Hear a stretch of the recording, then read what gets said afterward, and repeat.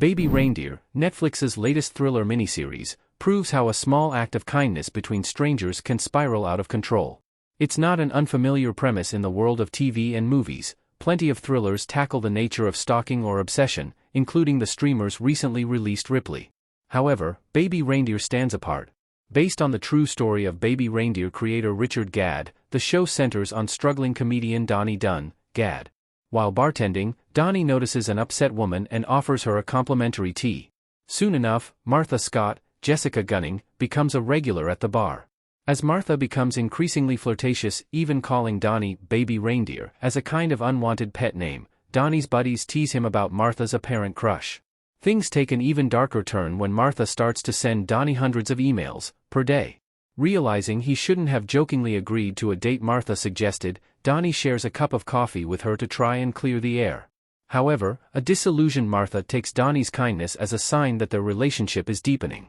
As Donnie grapples with other traumas and realizations, Martha Scott begins harassing and stalking his family. Baby Reindeer's true story premise recalls Stephen King's Misery. The very premise of Baby Reindeer recalls Misery, a psychological horror thriller based on Stephen King's novel of the same name.